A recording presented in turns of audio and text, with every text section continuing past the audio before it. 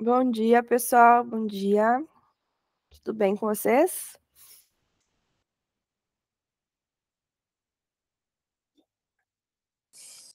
Bom dia, Cacau. Nossa, é o Clube das Anas. Eu tava vendo isso mesmo. Bom dia, gente. Eu fui ver o nome do pessoal para dar bom dia. Clube das Anas. E aí? E do Igor. É Bom Igor ou dia. Igor? É Igor, sem R mesmo. Igor. Bom Tá dia. certo. Bom dia, bem-vindo. Pessoal, eu não participei do outro, né? Então eu tô até um pouquinho perdida. Mas se vocês quiserem começar, se querem esperar mais um pouco. Você acha que vai ser só a gente ou que vai chegar mais gente? Eu não sei. Não sei, o pessoal estava participando bastante, né? Dos encontros. Pois é, o Clisman, né? Ele sempre participa, Uhum. muita gente participa. É, tem bastante gente participando desse. Bom dia, Johanna.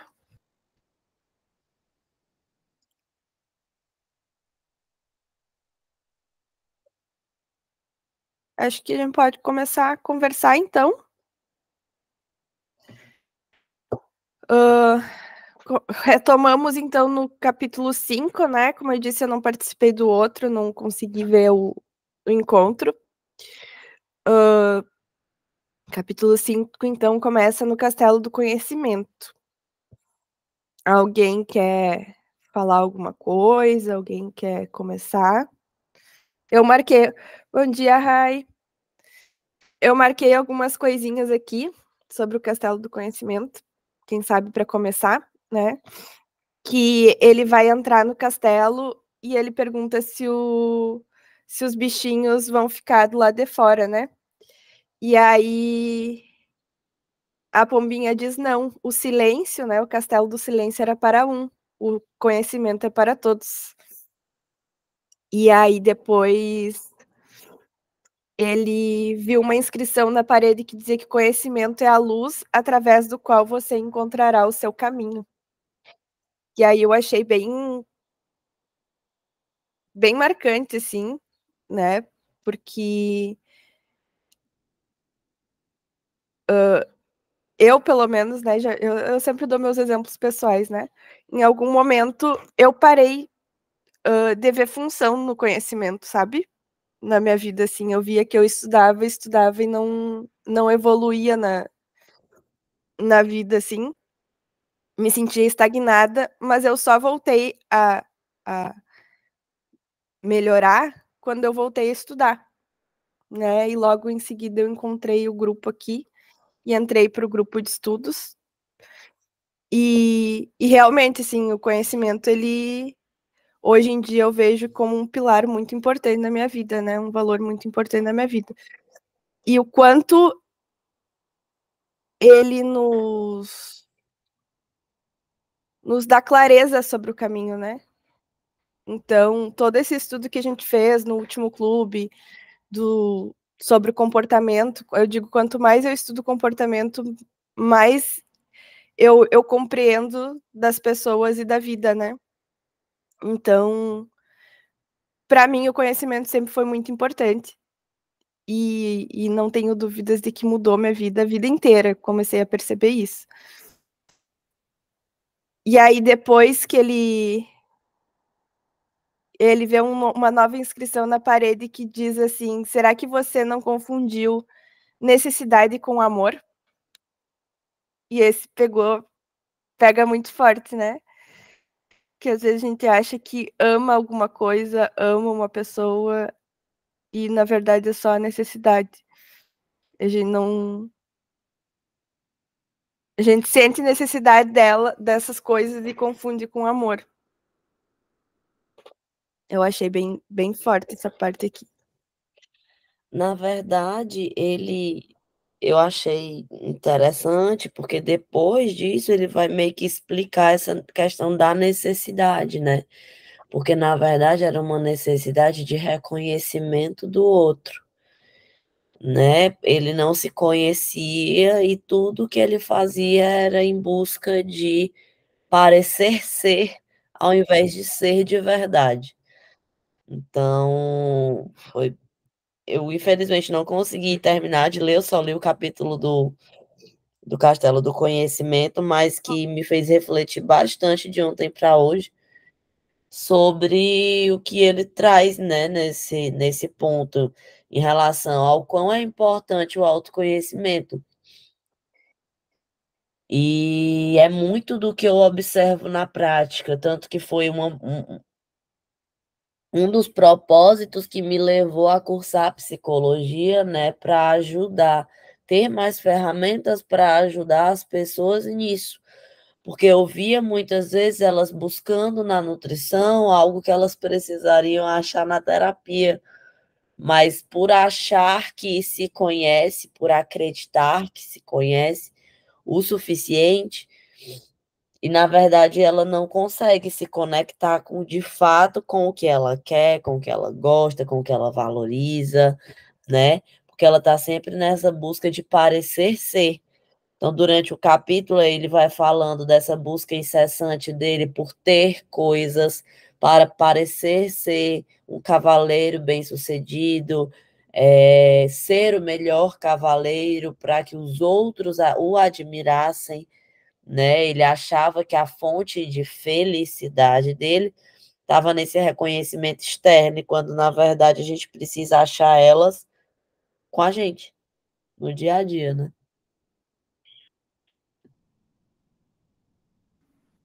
Sim, e aí ele fala ali mais pra frente que ele não poderia realmente amar os outros enquanto não amasse a ele mesmo, né? Então a gente só. Aí diz assim que a necessidade que tinha deles era um obstáculo ao amor. Então, e também essa necessidade que tu falou do reconhecimento, de reconhecer também o que as outras pessoas são para nós, né? Não, o que fazem por nós, às vezes a gente não enxerga o ser do outro também, né? Não sei, a gente fica um pouco autocentrado e não percebe que o outro também que o outro também tem as necessidades dele. Alguém mais quer falar alguma coisa, pessoal? Bom dia.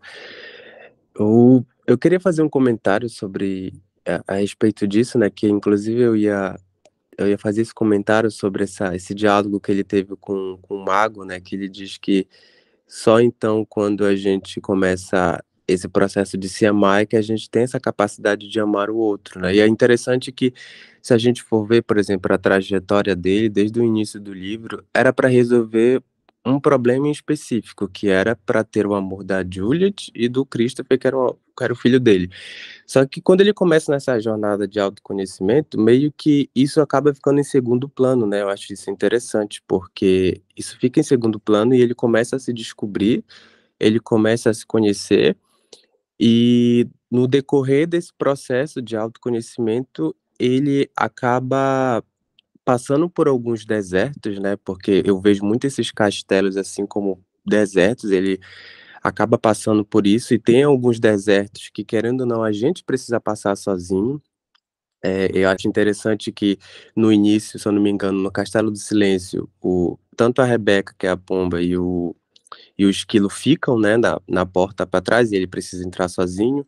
E aí já na porta do conhecimento já entram todos eles, porque o conhecimento é para todos. E então é muito legal ver esse crescimento desse personagem principal desse livro, porque a gente vê que o objetivo principal do início do livro, ele acaba ficando um pouco em segundo plano, porque na verdade era sobre o cavaleiro, né? Era sobre quem ele era de fato. Tanto é que no final do livro, a gente não vê um final, entre aspas, ali, feliz dele voltando com a esposa, dele tendo uma relação com o filho, da esposa tendo a reação de ver ele sem as armaduras, a gente não vê. Muito pelo contrário, o livro termina ainda nesse processo de progresso dele, né?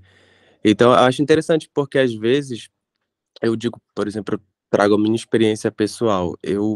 comecei a terapia tem uns 2 anos atrás, e eu fui para resolver um problema específico, sabe. É isso que eu me identifiquei um pouco com ele, era para resolver um problema específico, e que esse problema específico hoje ele já nem tá mais em primeiro plano, sabe, porque eu acho que quando a gente entra nesses castelos de autodescoberta, a gente vai descobrindo tanto potencial em nós mesmos, a gente vai descobrindo tantas camadas sobre quem nós somos, que o problema inicial daquilo que a gente queria solucionar fica em segundo plano. E eu acho que a trajetória do cavaleiro diz muito sobre a gente também nesse processo de se conhecer, no processo de saber o que dói, o que não dói.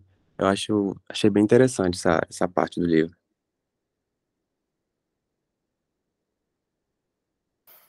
Depois dessa conversa que tu citou, diz ali, não há nada mais bonito que a luz do autoconhecimento, né? Então, eu compartilho esse sentimento, assim, de buscar a solução de uma coisa e descobrir várias outras que estavam escondidas ali, né? E nesse processo de terapia também, eu lembro que uns 3 anos atrás, eu estava fazendo terapia com uma psicóloga, e ela sempre me fazia uma pergunta específica, assim, e eu dizia: "Não, isso aí não tem problema, isso aí tá tudo bem, vamos falar do outro negócio aqui, que eu tô com um problema aqui". E eu não queria falar sobre aquilo, e eu achava que não tinha problema naquilo. Aí passou, acho que uns 2, 3 anos, e eu fui me ligar do que era aquela pergunta que ela me fazia e o que talvez ela estivesse vendo que eu não estava vendo, sabe. E aí hoje eu lembro muito, assim, dela, porque não, ela saiu da clínica que eu fazia terapia, mas às vezes eu tenho vontade de procurar ela e dizer: "Mulher, aquela pergunta, meu Deus do céu, se eu tivesse prestado mais atenção naquela pergunta, eu teria evitado alguns anos aí de bater cabeça, né". E tem outra frase que eu marquei bastante aqui, é que diz assim, que o Merlin apareceu sem ter sido chamado, né. E aí ele diz assim: "Tudo bem, eu vim, porque às vezes a gente não sabe quando é hora de pedir ajuda". E essa parte do pedir ajuda é muito delicado, assim, né.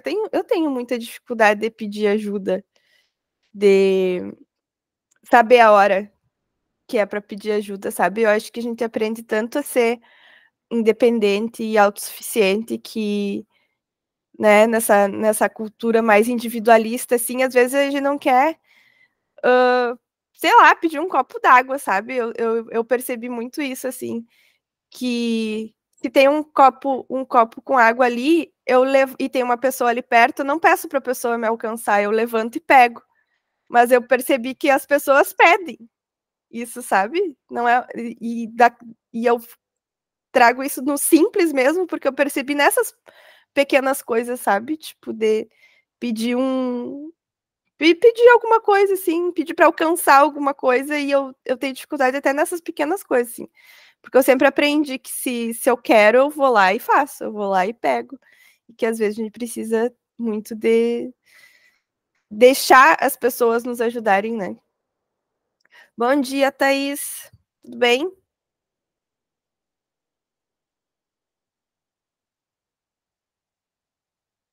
Tô aqui tagarelando já, viajando aqui com a galera. É a minha cabeça é um pouco assim, tá, pessoal, eu terminei de ler ontem, então eu não parei muito pra refletir mesmo, eu fico só pipocando ideia aqui. Alguém mais quer falar alguma coisa dessa parte?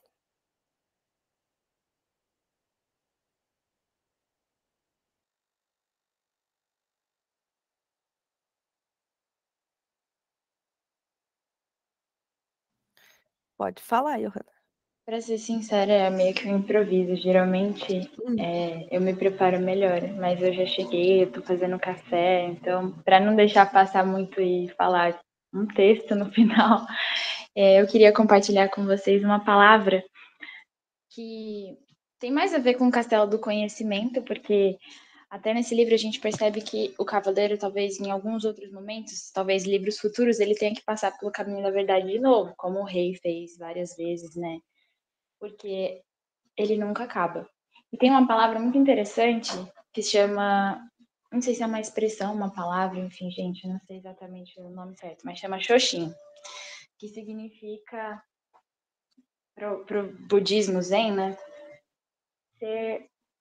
Ter a mente de um iniciante. Eu acho que talvez vocês já devem ter visto por aí, ultimamente ela tem ficado até um pouco famosa, que é basicamente assim, tudo bem, a gente aprendeu, e aí a gente teve o nosso caminho iluminado naquele momento, mas o segredo, digamos assim, eu nem vou chutar alto, do sucesso, da alta performance, mas acho que o segredo de muitos cadeados da vida é manter a mente de principiante. Então, tem uma frase bem legal que é: na mente do principiante há muitas possibilidades, na mente do perito há poucas.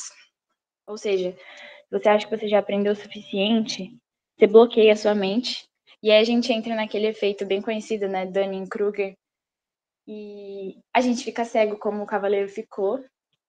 Talvez no começo ele até tinha um pouquinho da mente do iniciante, mas aí ele aprendeu tudo sobre a vida e pronto, ele se tornou o cavaleiro bondoso, generoso e amoroso, que no fim das contas perdeu tudo, digamos assim. Mas era isso que eu queria compartilhar nesse momento relacionado ao Castelo do Conhecimento. Obrigada por compartilhar. Eu conheço esse conceito, né? É interessante ver, né, que é um ciclo, né? O rei já tinha passado ali por várias vezes, talvez por isso mesmo ele fosse rei. Não é tipo, toda vez que ele tinha um problema ou alguma questão, ele voltava e para fazer o caminho. E eu acho também esse conceito de se manter sempre aberto, né?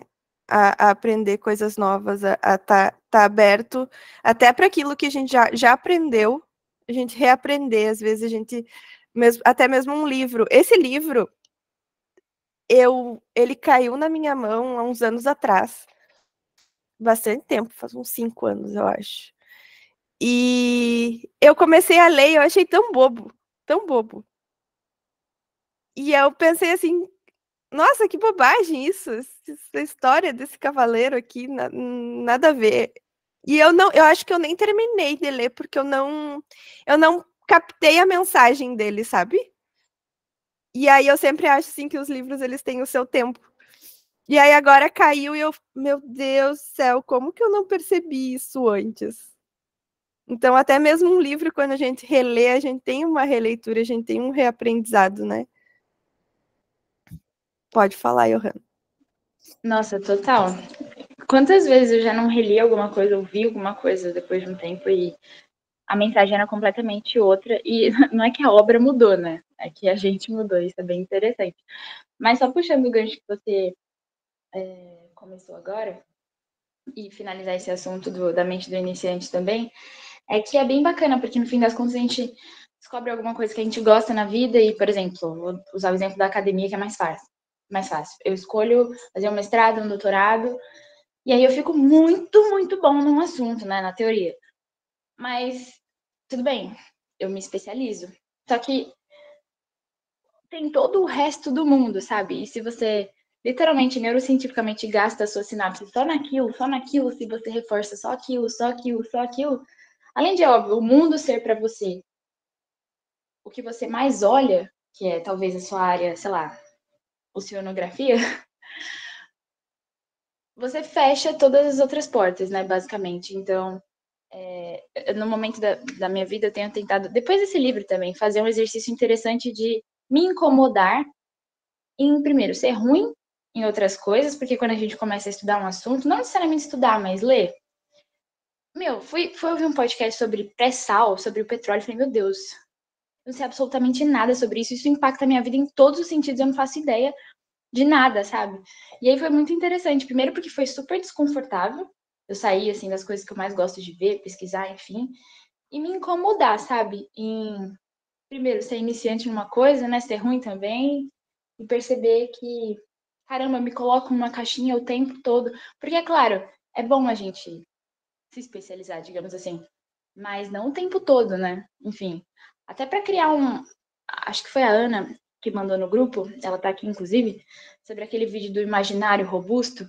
Eu assisti e, assim, gente, ele é fenomenal. A moça explica com uma clareza absurda do quanto é importante a gente manter a nossa mente repleta de repertório, só que ela fala de uma forma mais ampla, né? O Wesley e o Fernando já falaram bastante sobre isso, mas ela fala de uma forma muito bacana, porque ela cita também livros, filmes, músicas, para a gente mesmo se provocar, ouvir alguma coisa complexa que, de alguma forma, nos eleve, sabe? Enfim, deu uma viajada, mas é isso.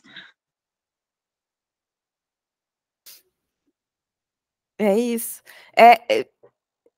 Uma vez eu seguia uma menina eu acho que na época do Twitter, assim, faz muito tempo.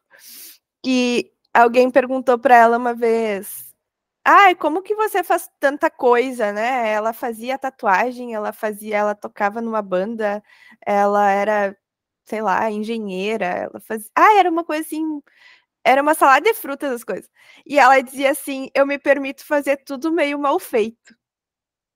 Que era o jeito, tipo, era o jeito dela fazer e aprender várias coisas e praticar vários esportes e conhecer várias áreas, se permitindo fazer mal feito mesmo, sabe? Ela dizia: "Eu não vou ser a melhor guitarrista do mundo, mas eu vou aprender a tocar guitarra. Eu não vou ser a melhor tatuadora do mundo, mas eu vou aprender a fazer tatuagem."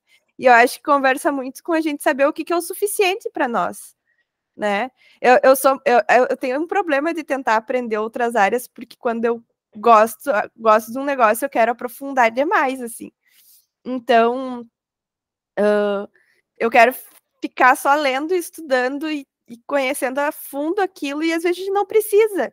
Então, às vezes eu falo para o pessoal, assim, que fala de alimentação, principalmente, né? A gente tem que comer bem, tem que se alimentar. Eu digo, mas a gente sabe o que a gente tem que comer.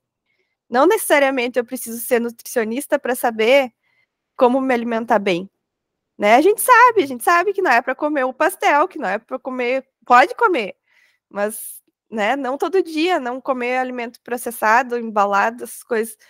Mas a gente não precisa ser especialista, né? Às vezes a gente não precisa ter um conhecimento muito profundo, assim, não preciso ser educador físico ou personal para sair fazer uma caminhada, entendeu? Tipo, então eu acho que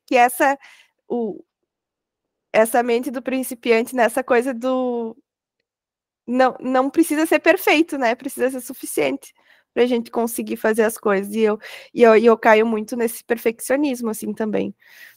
E aí eu acho que entra numa parte aqui que ele fala que ele se olha no espelho, né?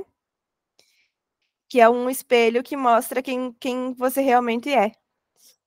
E aí ele diz assim: para sua surpresa, em vez de um homem alto, com olhos tristes e nariz grande, encouraçado até o pescoço, viu uma pessoa charmosa e cheia de vida, cujos olhos brilhavam com compaixão e amor. E aí ele não se reconhece nessa imagem. E aí a vozinha na cabeça dele diz: esse é o seu potencial, ser belo, inocente e perfeito. Que todos nascem belos, inocentes e perfeitos, né? E que a gente tem potencial, tem muito potencial para muita coisa. E o quanto a gente limita o nosso potencial, né? E aí ele fala que talvez eu tenha realmente escondido meus sentimentos. Então, eu podia simplesmente dizer tudo que. Ele diz assim: eu não podia simplesmente dizer tudo que vinha à cabeça, fazer tudo que eu tinha vontade de fazer, porque ninguém ia gostar de mim. O quanto a gente limita o nosso potencial para as pessoas gostarem de nós. Quanto a gente deixa de fazer as coisas para aparecer para os outros. Rai?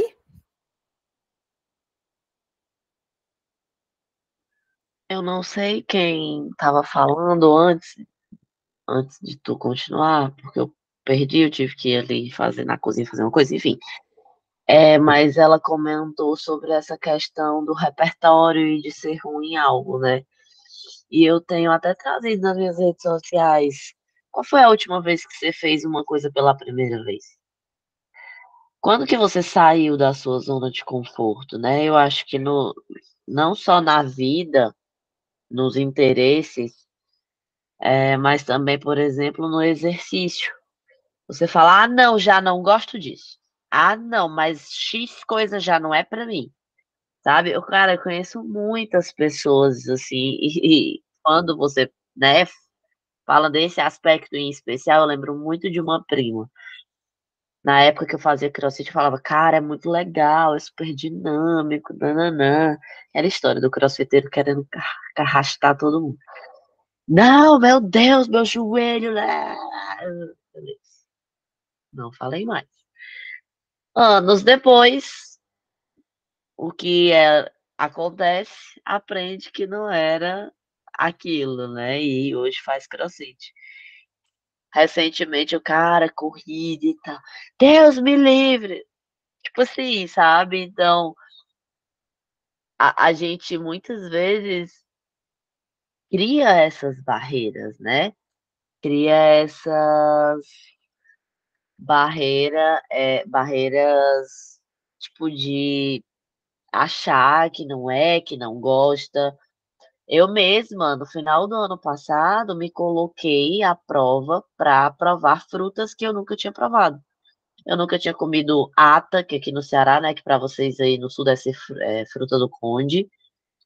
Eu nunca tinha comido pêssego, nectarina, nunca tinha comido cajá, nunca tinha comido caju, nunca tinha comido sapoti, várias frutas, graviola, jaca. Aí eu saí, todas que eu fui me lembrando, eu fiz uma lista e fui ticando, porque, tipo, como que eu digo que eu não gosto de uma coisa se eu nem lembro o gosto que tem? Se eu nunca nem experimentei na minha vida, sabe? Então essa questão realmente de você ir eliminando esses preconceitos, porque é uma forma de preconceito, eu acredito em ser um exercício muito bacana para a evolução. É, porque vai quebrando, né, esses impedimentos que muitas vezes a gente cria a partir das nossas experiências. Então isso é bem, bem legal, e acho que parte do caminho da verdade da nossa vida está nesse processo de compreender as barreiras que nós mesmos construímos e trabalhar para elas. Esse era o primeiro ponto. O segundo ponto é o que a Cacau falou sobre conhecer os nossos limites. Isso se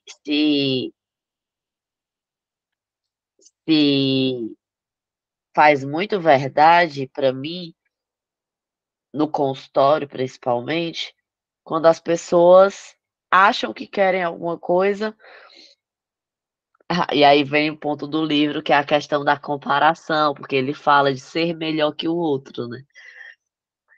Saber qual é o seu suficiente. Então, por exemplo, beleza, eu quero me manter saudável, num peso legal, enfim, e ter clareza que isso é suficiente, porque para você ir além, você vai precisar abrir mão de coisas que você valoriza, e que você não vai ficar feliz indo além. Às vezes você deseja ir além para se equiparar a pessoas que você segue, a pessoas que você convive, e você não saber o que é o suficiente, né. Você não precisa querer ter uma barriga tanquinho, uma perna gigante, um percentual de gordura baixíssimo.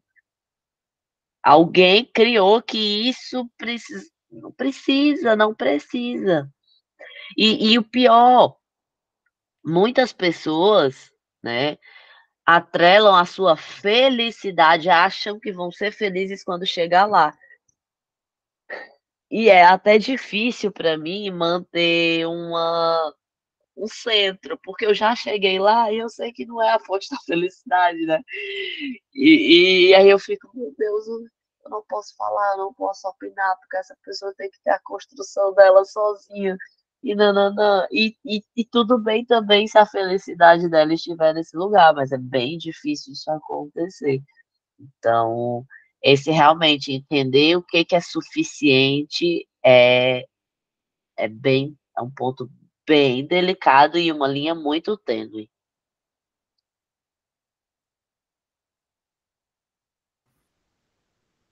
Aí, só para citar o livro antes de passar a palavra para Dai, ele diz assim que a verdade é que ele não precisava provar nada para ninguém, né? Que ele era bondoso, gentil e amoroso. Aí ele diz: desperdicei minha vida. Daí dizem para ele: ela não foi desperdiçada, você precisava do tempo para aprender o que acabou de aprender. Então, cada um tem seu tempo para aprender, né? Às vezes a gente passou por aquele processo e quer falar para o outro, tipo, olha, é assim, que a gente quer dar o atalho para a pessoa, porque a gente passou o caminho das pedras e a gente sabe o quanto é difícil. Mas às vezes as pessoas precisam realmente passar por esse caminho, né? Para aprender. Tem pessoas que aprendem com a experiência dos outros, mas tem pessoas que precisam passar pelo caminho para realmente aprender. Diga, Dai.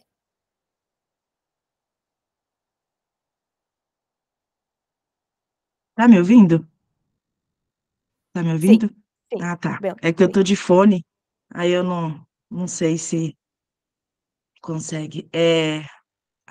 Vou falar que eu ia falar sobre o exercício. Que a gente entra numas caixinhas, igual você tinha falado sobre experimentar coisa nova. Quando eu comecei a praticar atividade, na minha cabeça só podia ser academia. Para quem era obeso, só podia praticar academia, porque academia ia melhorar a questão corporal. Aí, beleza. Aí tô lá na academia. Aí aquele negócio, depois de um tempo, ficou tão chato. Aquele negócio, você já sabia tudo que você ia fazer. Segunda era sempre aquilo, terça era aquilo, toda vez a mesma coisa, para quem vai todo dia. Aí daqui a pouco eu descobri o cross. Aí, mano, que coisa legal, gente. É igual a Rai falou, todo crossfiteiro quer chamar outro. Porque, gente, é muito. É tipo assim, é dinâmico, é diferente. Aí tem aquele negócio. Ah, mas se você é bom na musculação, aí você só tem que fazer musculação. Não. Aí eu me permitia falar assim, não vou me atrelar a nenhuma caixinha de eu quero fazer atividade física. Aí o povo começou a correr, né? Na minha bolha, o povo começou a correr. O que que eu fiz? Comecei a correr. Aí eu peguei e falei assim, não vou me atrelar. Com certeza tem pessoas que se dedicam para ficar melhor no que quer. Eu falei assim, gente, eu tô com 30 anos. Se daqui 50 anos, eu tenho 50 anos para me melhorar. Na corrida, na musculação, no cross, não vou morrer amanhã. Não preciso correr, não preciso me matar, não preciso me fazer nada disso. Já tenho muito tempo. Eu sempre tive aquele negócio de achar que tá muito velho para aprender as coisas. A gente nunca tá velho. Não vou morrer amanhã. Então, enquanto eu tiver cuidando da minha saúde para viver pelo menos mais uns 50 anos, pelo menos até uns 80 anos, eu tenho 50 anos para me aprender tanta coisa e nunca vai ser tarde. Aí entra aquele negócio da gente fazer o nosso suficiente.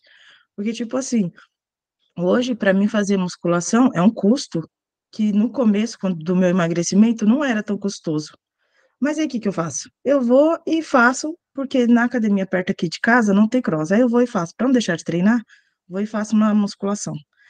Aí não quero fazer musculação. Vou aqui na rua, saio para rua e corro. Aí não preciso estar no parque da hora, não preciso do tênis Y, não preciso do relógio maravilhoso, do fone perfeito. Vou e corro.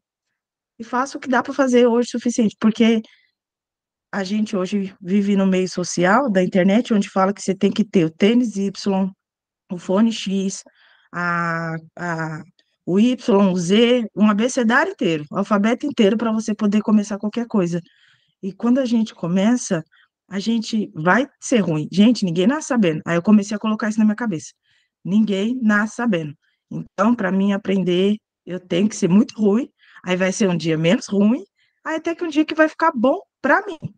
Não para uma pessoa que faz isso há 10, 20, 30, 40 anos. A comparação, às vezes, uma coisa que o Jean Leonardo disse lá no podcast com o Lutz, ele falou assim, uma coisa que me pegou. Aí ele falou assim, já que é para se comparar, vamos comparar de verdade, então. Aí ela falou, você quer se comparar com uma pessoa que vai nos jogos do CrossFit lá? Então, se compara de verdade. Você tem a mesma vida que ele? Você tem o mesmo tudo que ele para você se comparar? Você faz o mesmo tempo que ele? Aí eu falei assim, verdade, né? A gente se compara com umas pessoas que estão lá em cima e a gente nem começou. Aí, por isso que não começa nada. Aí você não faz o seu suficiente, porque você nem sabe o que que é isso. E aí, no autoconhecimento que você começa a descobrir o que que é isso. Mas se você não começar, você não começa nada. Entendeu? E aí a gente entra nas armaduras da vida e depois não quer sair delas. Acho que é isso. Obrigada, Dai. Nossa, falou muito bem. A Dai não fala, mas quando ela fala bonito. Ai, muito bom te ouvir falar, Dai. Eu parei muito nessa coisa dos equipamentos, né? Porque eu fiquei os 3 meses treinando para correr a meia maratona. E a gente sempre acha que precisa de um negócio, né? E eu pensei muito em comprar o relógio. E eu pensei muito assim, tipo, nossa, ia ajudar a treinar, ia ajudar a monitorar, ia ajudar. E eu disse, cara, eu não vou comprar o relógio. Se eu comprar o relógio, vai ser, sei lá, ano que vem. Mas agora eu vou fazer com o que eu tenho, assim. E aí eu fui comprar o tênis e eu pensava, nossa, o melhor tênis. Disse, não, eu vou colocar o tênis no pé e o que eu achar confortável é o que eu vou levar, mesmo que fosse o mais simplão, assim. E aí, e foi isso que eu fiz, assim, eu tentei, tipo, eu não quero ficar me apegando a essas coisas, entendeu? Tipo, eu vou focar no processo. E eu aprendi tanta coisa no processo, sabe? Se eu olhar para o meu eu de 3 meses atrás, é completamente diferente do meu eu agora, porque eu aprendi tanta coisa.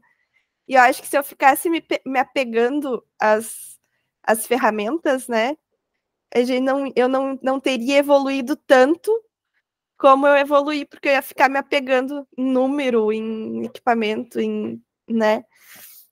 E foi tão bom o processo, assim, que eu nem sofrido foi, sabe? Porque eu aprendi tanto no caminho que eu acho que os prós, o bônus que eu tive foi muito, muito maior do que todas as coisas que eu tive que abrir mão para fazer isso, né?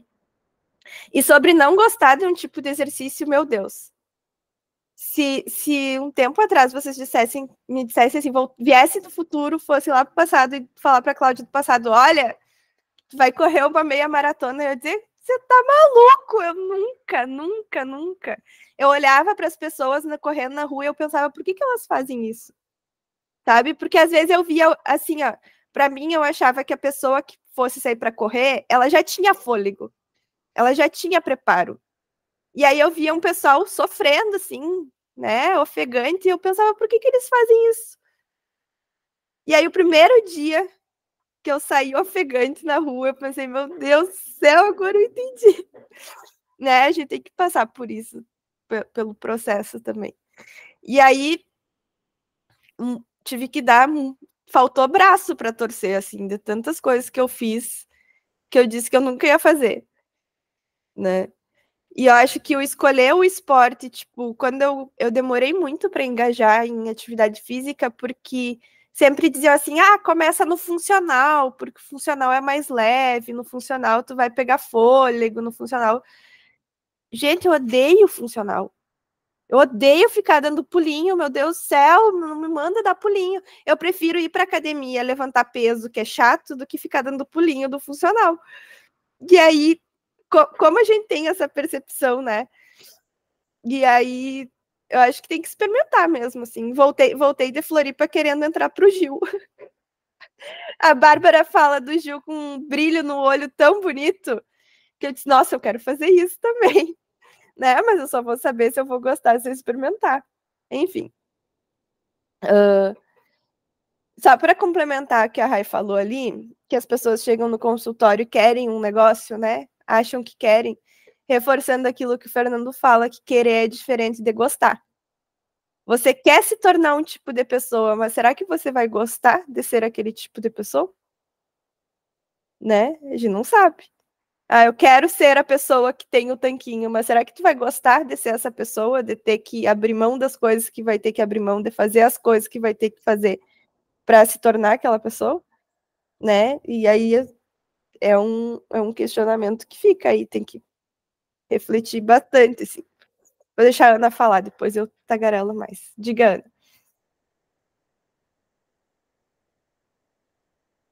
Deixa eu entrar aqui pro meu quarto, porque a cozinha tá muito barulhenta. Sobre a questão do que a Dai falou a respeito de... E também do que a Cláudia falou, que a Cacau disse. Quando eu comecei a correr, antes disso eu fazia funcional também. E hoje, porque eu corro, porque eu faço academia, faço yoga também, quero um dia começar no CrossFit. Eu odeio funcional hoje, mas o meu eu de 2 anos atrás amava, porque era a forma que ele tinha encontrado de fazer uma atividade física. Na época eu fazia em casa, porque eu tinha vergonha de ir pra academia, etc e tal. Porque eu era muito acima do peso. Eu eliminei 47 quilos. Agora já deve ter eliminado mais, mas eu também nem peso mais. Hoje, pra mim, pesar é a mesma coisa que nada, não é motivador pra mim, outras coisas são. Então, assim, você vai ser ruim em algo antes de você ser bom nisso. Um exemplo é a leitura, que é um treino do cérebro. Eu odiava ler. Por exemplo, no ensino médio, eu devorava livros. A Menina que Roubava Livros é um livro que eu amava. Eu devorava livros, um atrás do outro, assim. Depois eu fui crescendo, eu fui perdendo esse hábito da leitura. Com o Comporte-se, foi um desafio e tanto, porque eu não participava de clubes do livro. Depois que eu fui descobrir que tinha um clube do livro sobre isso. Mas era eu, o livro, a minha mente ali o tempo todo final de semana. E aquilo me fez crescer grandemente. Então, assim, tantos livros, tantos exercícios, eles nos moldam como pessoas, nos fazem ser pessoas mais dignas para nós mesmos. Porque isso também, com toda certeza, é autoconhecimento. E eu acho que ele é o autoconhecimento que mais infla, assim, mediante aos outros, nas quais vão se compondo e formando o nosso eu, o nosso self, o nosso eu ilusório, que eu costumo dizer, porque nós vamos mudando com o decorrer do tempo e nós nunca somos aquele eu concreto o tempo inteiro. Então, eu acho que para começar algo, você tem que ter muito concreto na sua cabeça, muito claro. Eu vou ser muito ruim nisso por muito tempo, mas eu posso me tornar muito bem. Ou não também, ou gostar de ser ruim e fazer, e gostar também de fazer aquilo sendo ruim, não tem problema nenhum também. Eu quero começar a tocar violão, e eu tenho certeza que por muito tempo eu vou ser ruim, mas não tem problema não. Um dia, quem sabe, eu me torno um pouquinho melhor nisso. É isso.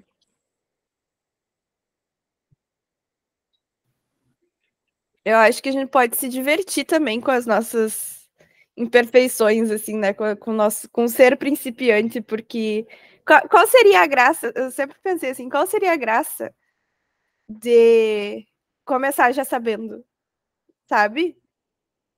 Tipo, claro, a gente quer ficar bom, quer fazer bem e tal, mas o perrengue que a gente passa no caminho, eu acho que é o que faz a gente valorizar também a conquista no final, sabe? Porque qual seria a graça eu pegar um violão e eu já saber tocar, por exemplo? Eu tentei aprender uma época, não aprendi, mas foi divertido o tempo que eu fiquei tentando aprender, porque eu ia na aula, eu fiz amigos lá na aula do violão, eu tinha um amigo que tentava me ensinar, né? E aí eu ia para casa dele, a gente conversava, a gente ouvia música, a gente aprendi violão, não aprendi violão, mas eu fiz muitos amigos e outras coisas no caminho, sabe? E peraí.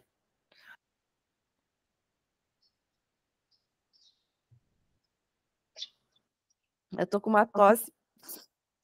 E eu penso nisso, assim, tipo, às vezes, em coisas que eu fiz na minha vida, por exemplo, já fui morar em outra cidade sozinha. tipo, qual a graça se eu chegasse lá e tivesse tudo pronto me esperando, sabe? Foi um perrengue, montar casa e conhecer o lugar.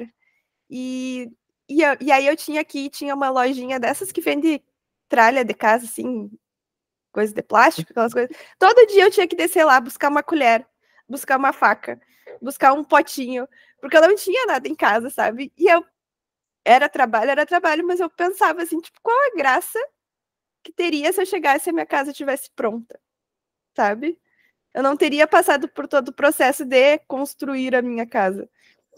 Essa semana também, que a gente tava em Florianópolis, a gente foi fazer uma trilha. Eu nunca tinha feito trilha, gente. E eu descobri que eu sou boa fazendo trilha. E era uma coisa que eu pensava assim, cara, que perrengue. Por que as pessoas se enfiam no meio do mato fazer esse negócio? E valeu tanto a pena. E foi difícil, tinha uma subida com pedra, assim, a gente teve que escalar umas pedras e tal. Mas eu descobri que eu era boa naquilo. Olha só, eu não morri na trilha. Foi começar uma coisa nova e descobrir que eu tinha uma habilidade nova, sabe? E me permitir fazer algo novo que eu achava que não era para mim, assim. Eu não sabia que eu gostava. Eu sabia que eu gostava da natureza, eu não sabia que eu gostava de passar. E eu falava para as meninas assim: o perrengue une. Então a gente tava todo mundo ali passando o mesmo perrengue. Todo mundo queria chegar na praia, todo mundo queria chegar lá em cima, né? Mas o perrengue, passar por esse processo com outras pessoas também, une as pessoas, porque tá todo mundo ali passando pelas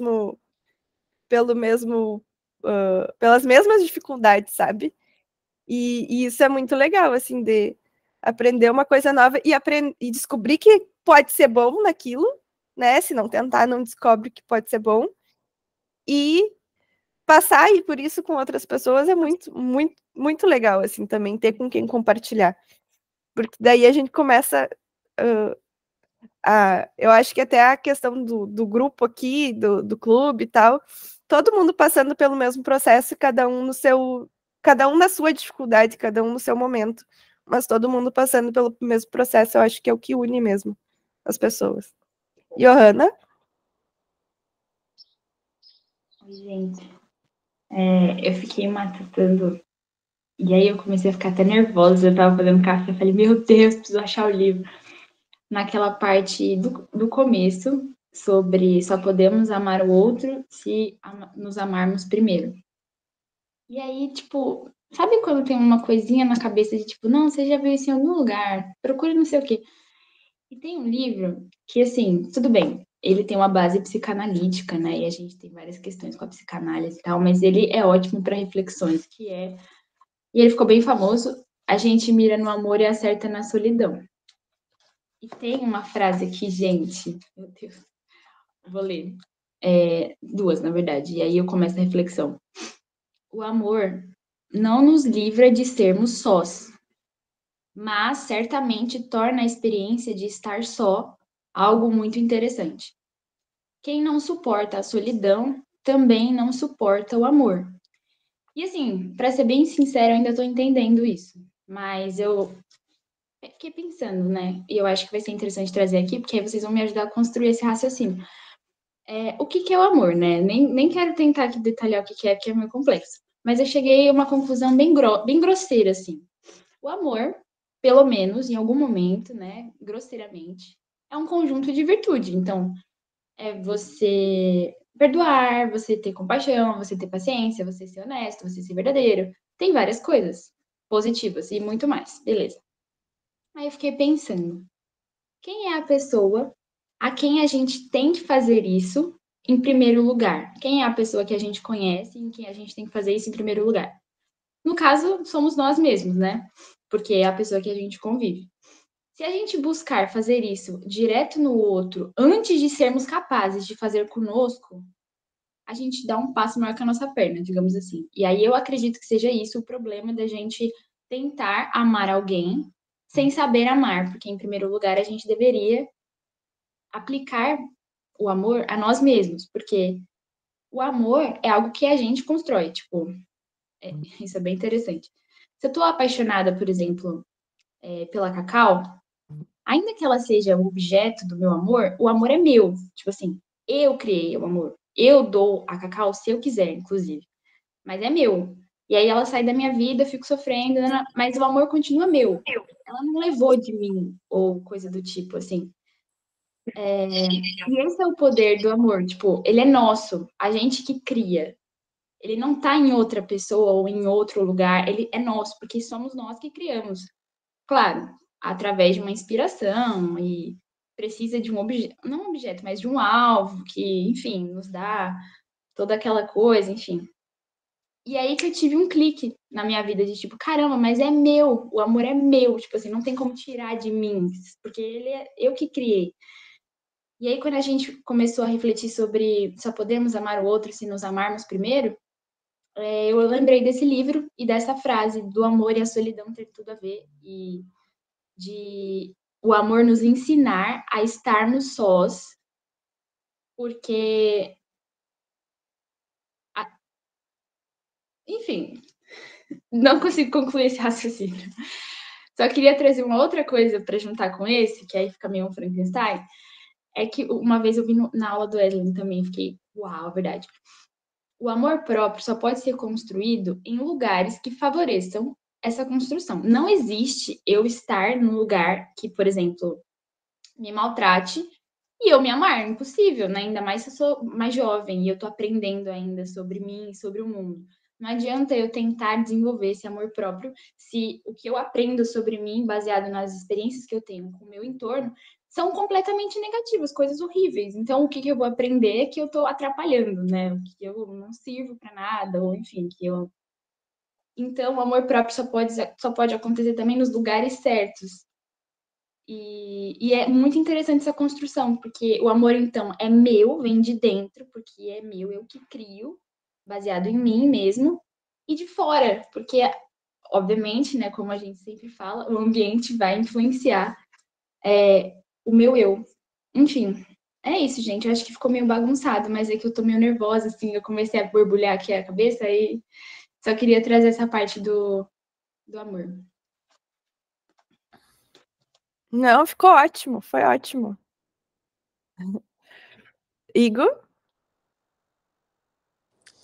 É só para complementar o que a Johanna falou, que eu achei muito interessante, e aí no decorrer da fala dela, eu me peguei pensando na trajetória do cavaleiro, né? Porque isso que ela fala sobre essa descoberta do nosso amor para o outro, que na verdade tem muito mais a ver com o amor que a gente constrói, porque o conceito de amor ele é único, né? Se a gente soltar aqui a pergunta do que é amor, as pessoas vão trazer respostas muito diferentes.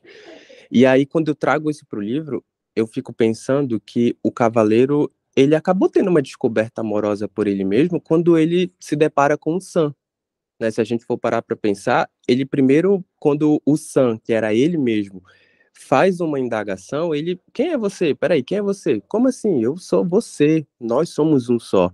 E é interessante que ele só descobre quem ele é, de fato, quando ele acaba atravessando esse processo aí de castelos e de autoconhecimento.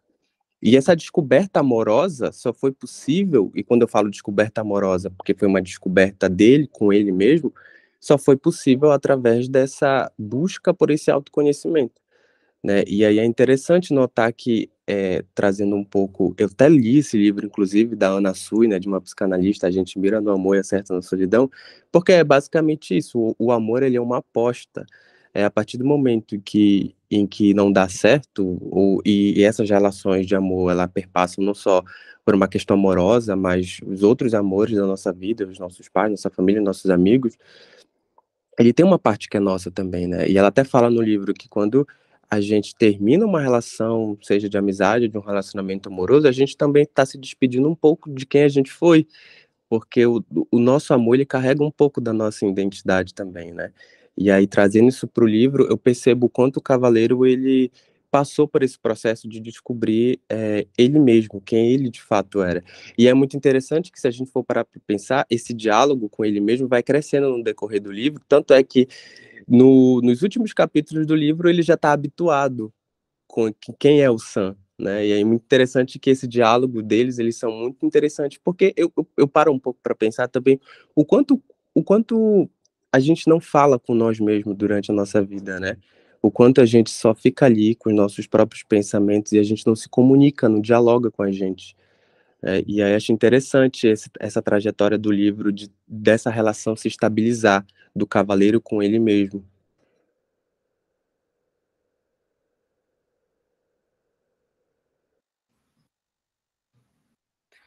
Legal. Eu acho que é isso mesmo. A gente não para se ouvir, né? A gente não para ouvir a vozinha que tá lá dentro.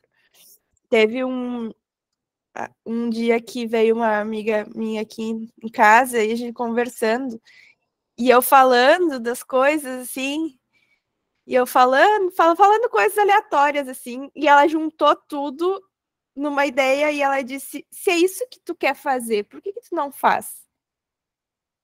E eu comecei a chorar, porque eu disse que eu não conseguia expressar, eu não conseguia verbalizar aquilo que eu queria.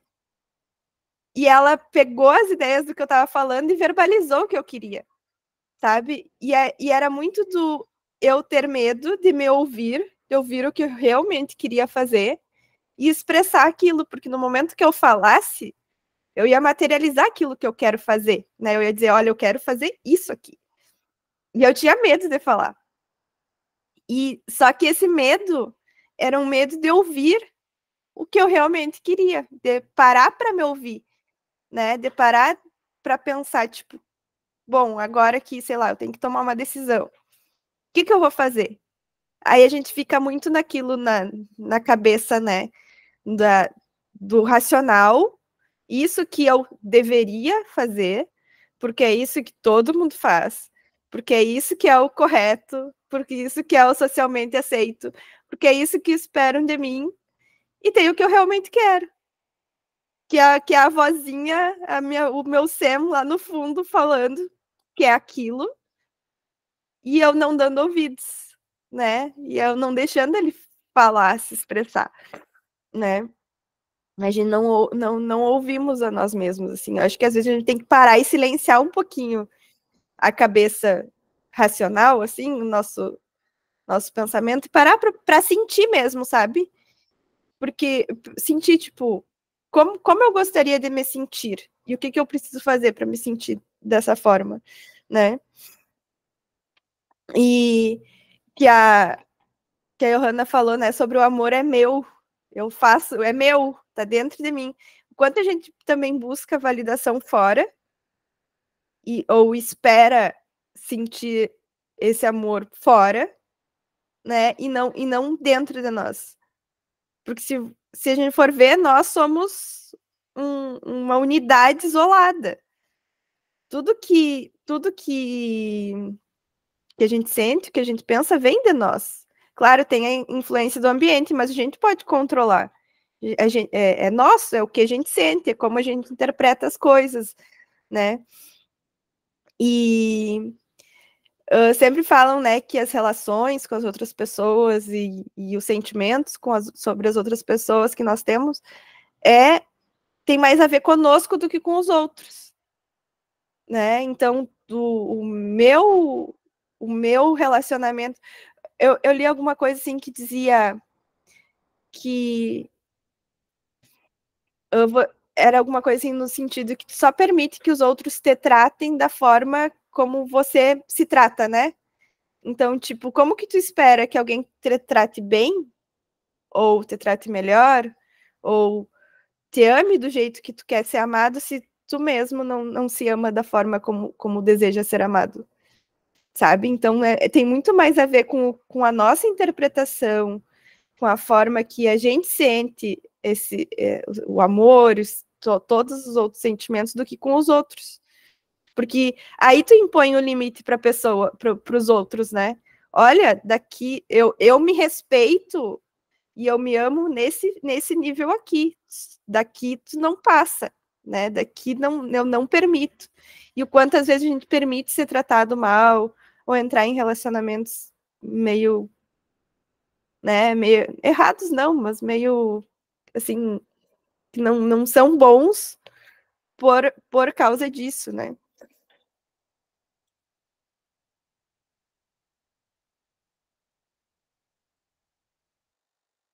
dar uma tossidinha. Alguém quer falar alguma coisa mais, pessoal? Mas eu gostei dessa definição que o amor é um conjunto de virtudes. Anotei aqui para pensar nele.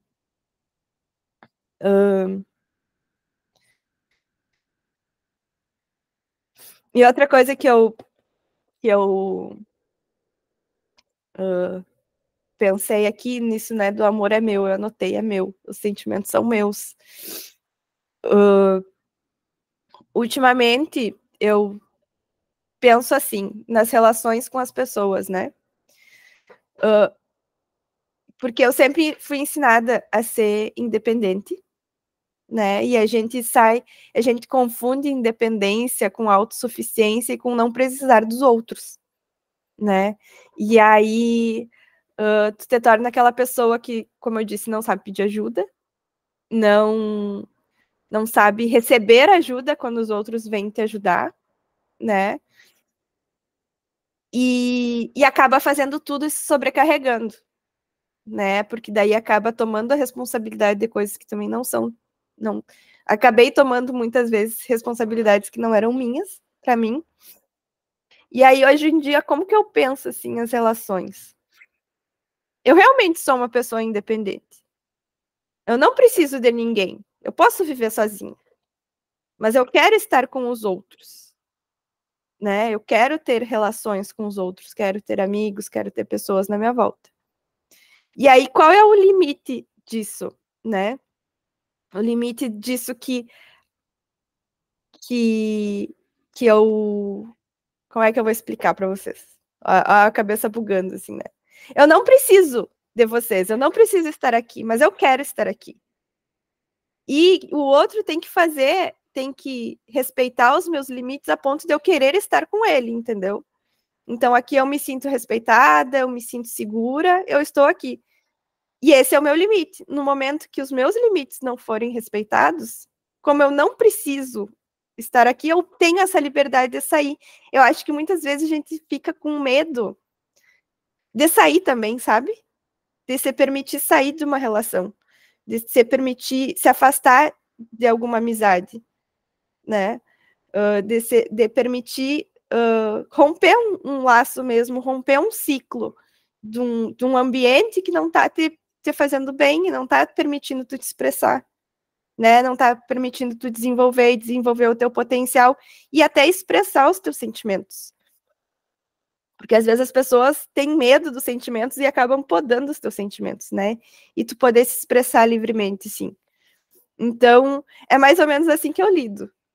Eu estou aqui porque eu quero e eu me mantenho aqui porque o outro respeita isso, respeita os meus limites, respeita os meus sentimentos, respeita, né? Me respeita.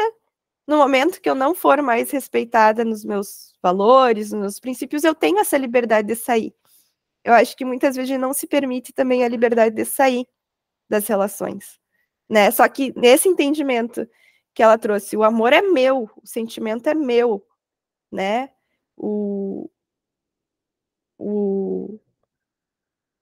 Eu sou independente dos outros, entendeu? Eu não preciso disso.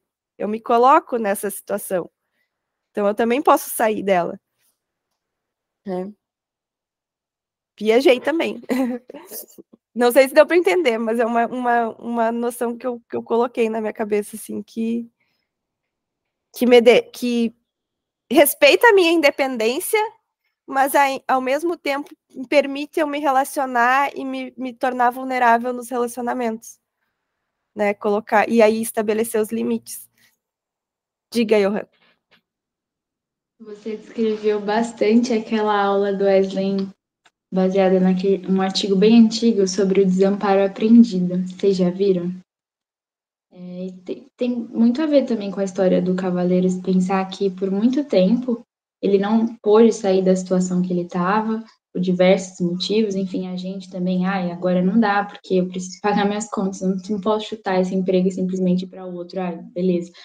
Mas em algum momento da nossa vida, a gente muda, a gente prospera, mas a gente continua no mesmo lugar, porque a gente aprende que não adianta a gente fazer nada, as coisas não vão mudar.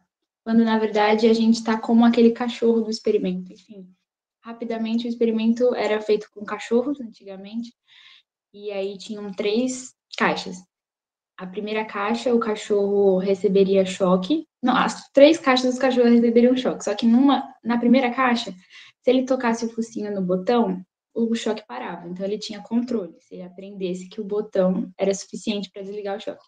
Na segunda caixa, o cachorro só pararia de tomar choque se o primeiro da primeira caixa tocasse o focinho. Ou seja, o que ele ia aprender? Que do nada era só ele esperar que o choque ia parar, mas ele não sabia como, era só esperar. E na terceira caixa, não importava o que o cachorro faria, ele podia latir, grunhir, se bater, não ia acontecer nada, ele ia continuar tomando choque eternamente ali. Depois, levaram esses cachorros para um segundo ponto. Nesse segundo ponto, eles deixavam uma abertura na caixa para que eles pudessem fugir quando o choque tivesse iniciado. Os cachorros das primeiras caixas que experimentaram a experiência do choque, mas também do cessar o choque, seja pelo botão ou seja por aleatoriedade, né? Quando o choque começava, eles automaticamente fugiam da caixa, ponto. Porque eles aprenderam que sim, dava para sair do desconforto. Mas o cachorro da terceira caixa, que no primeiro momento tomava choque, se batia, nada acontecia, mesmo com a abertura na caixa no segundo momento do estudo, não saía do choque. Ele poderia muito bem pular, sair do cercadinho, mas ele não fazia nada. Tipo assim, ele continuava tomando choque, ele aprendeu que não importa.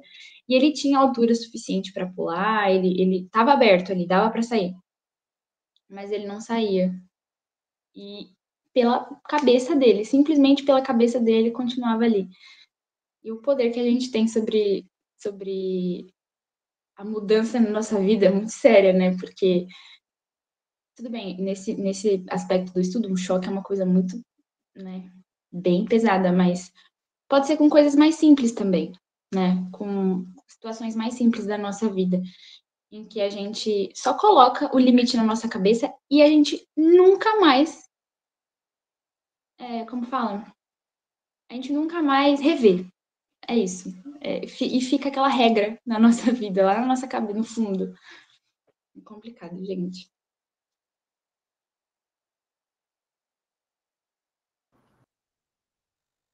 Ai. Abriu.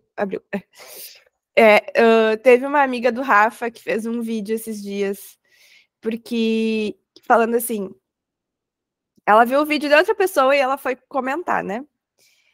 Que a mulher descobriu que ela calçava, na verdade, um número maior do que ela realmente calçava. Porque, sei lá, ela colocou um sapato e o sapato, a vida inteira, ela usou, sei lá, 36, número 36, porque era o que se ajustava bem ao pé dela. Daí ela descobriu que o marido ou um amigo comprava um número um pouco maior.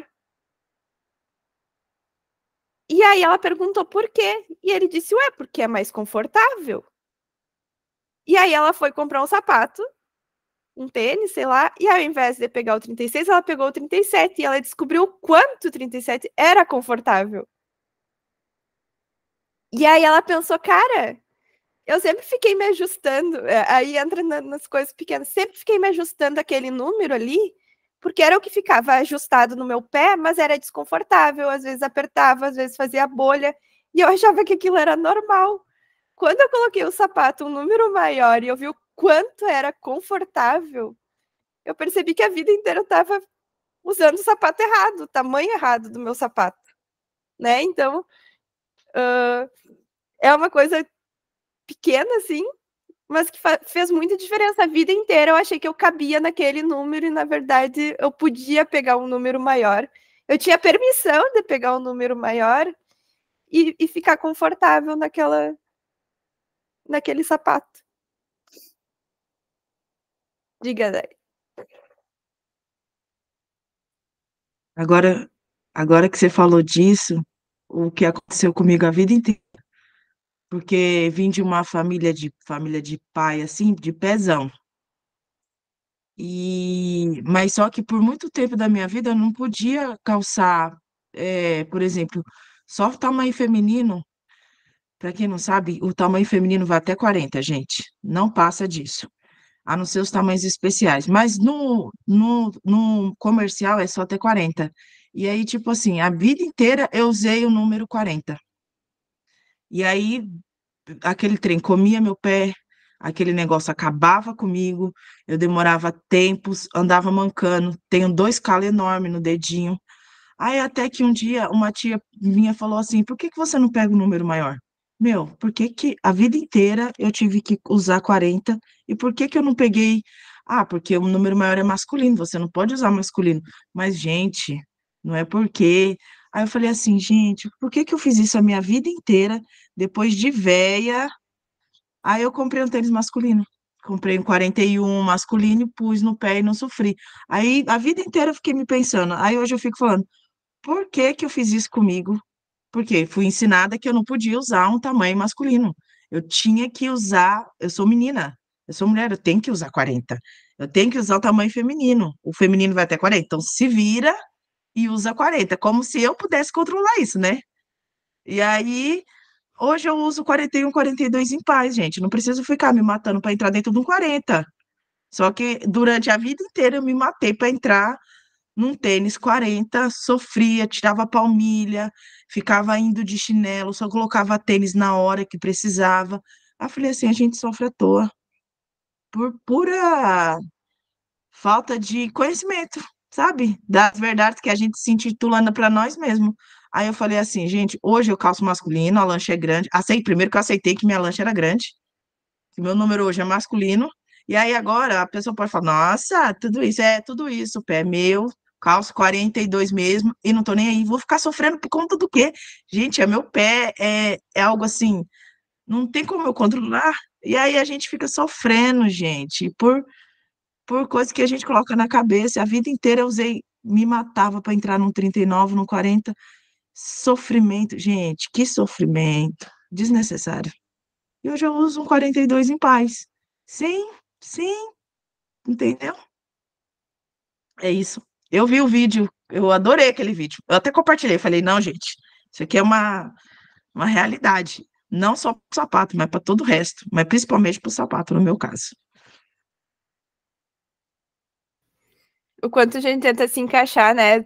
Parece aquele brinquedo da criança, assim, que, sei lá, é uma estrelinha e a criança tenta colocar o redondinho, assim, a gente fica tentando encaixar o redondinho, né, no negócio, não encaixa nunca. Quanto a gente se coloca em espaços que não nos cabem. Eu tenho uma tia também, que ela é uma mulher alta, assim, mais alta, magra, e o pezão, né? E ela sempre usou, a vida inteira, ela usou sapato menor, porque ela não aceitava que, assim como ela não usava salto, porque ela já era alta, e ela não podia ser mais alta, por ser mulher e o marido dela ser mais baixo que ela, e assim como ela não se permitia usar um número maior, assim. E sempre sofreu muito com isso também. Eu acho que agora, teve uma época, eu acho que ela falou alguma coisa assim, que ela se permitiu também colocar um sapato, um tênis maior e foi, nossa, né? E é isso, gente. A gente, às vezes, né, tenta se encaixar em espaços que não nos cabem, mesmo que seja um sapato. Ou uma roupa, né? Às vezes a gente quer. Que a Thaís está falando ali, a roupa de mulher, o cabelo curto, quanto a gente coloca coloca essas caixinhas de Rai. E quando a gente traz para o livro, a gente volta para a questão da armadura, né? Talvez essas caixas são as nossas armaduras, que estão impedindo que a gente consiga contemplar o melhor. E a gente está vivendo de migalhas, que aí ele traz como uma metáfora a questão dos alimentos, porque a gente está se colocando em caixinhas. A gente está se colocando nas nossas armaduras. Não necessariamente, eu falei no encontro da segunda-feira, da primeira parte, né? Não necessariamente a armadura é o seu se fechar. Se colocar numa caixa também é entrar na armadura e que te impede de ver além.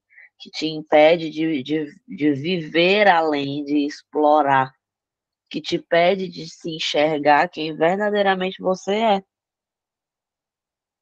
E é engraçado essa questão da caixinha, porque eu me considero uma pessoa, uma profissional que luta contra um mercado muito forte, né? Porque eu tento ir por um caminho da nutrição, não que não é o mais financeiramente mais vantajoso, vamos dizer assim. Mas é porque desde o primeiro dia da minha formação, eu tive isso bem claro. Eu não vou me colocar em caixinhas. Eu não vou me titular, eu sou nutricionista funcional, esportiva, comportamental. Gente, eu tenho especialidade de tudo isso. Nem por isso eu saio vomitando isso o tempo inteiro, nem me coloco, porque eu vou em busca do conhecimento necessário para que eu tenha habilidade suficiente para ajudar meu paciente. Não para me intitular que eu sou nutricionista A, B e C, que eu tenho mestrado, que eu tenho 55 pós-graduações. Não preciso disso, porque no fim não é isso que vai fazer eu ajudar o paciente, né? E na nutrição, infelizmente, a gente tem muito isso. Mas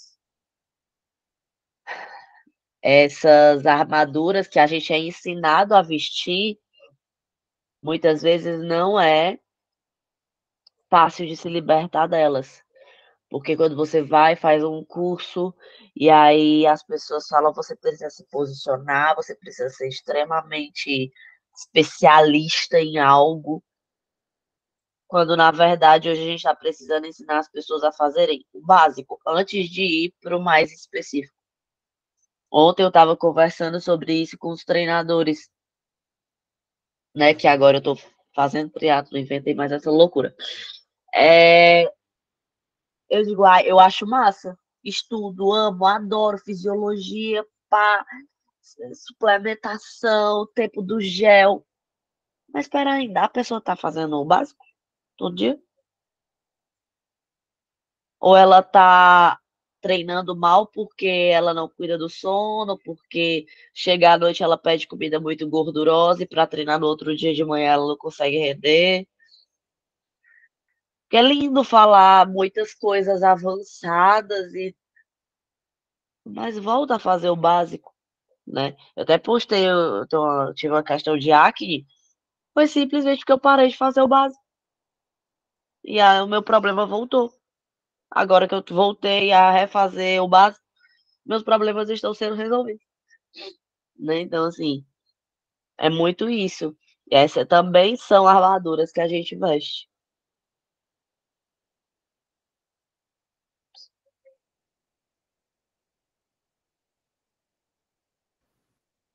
Alguém mais se levantar? Dai?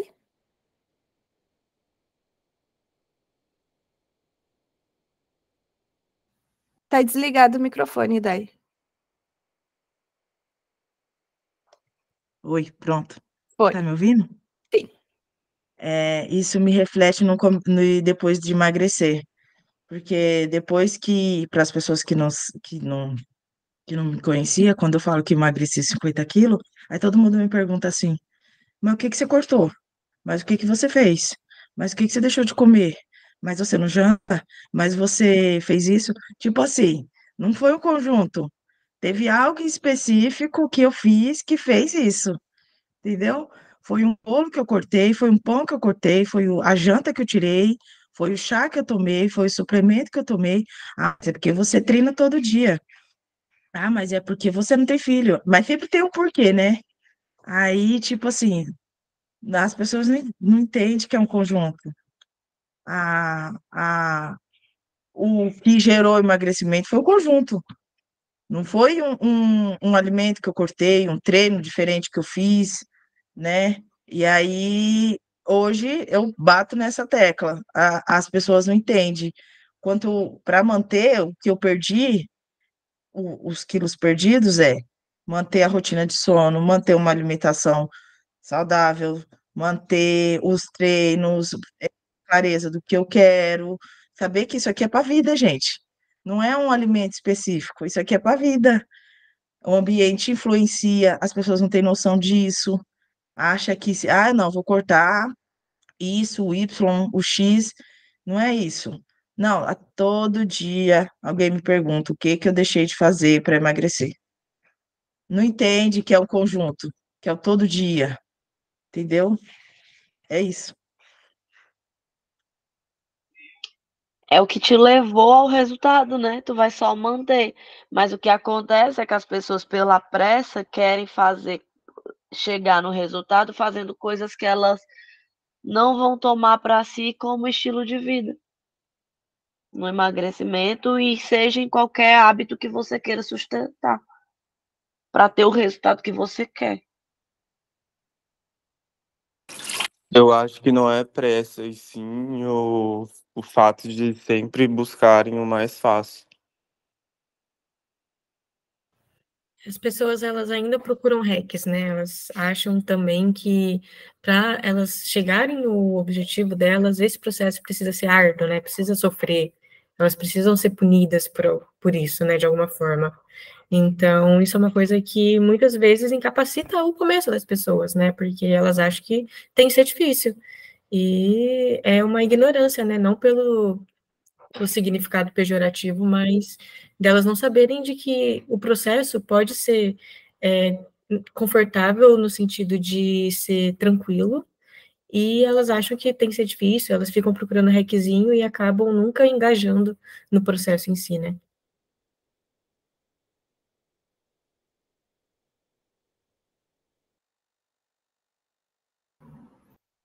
Ana?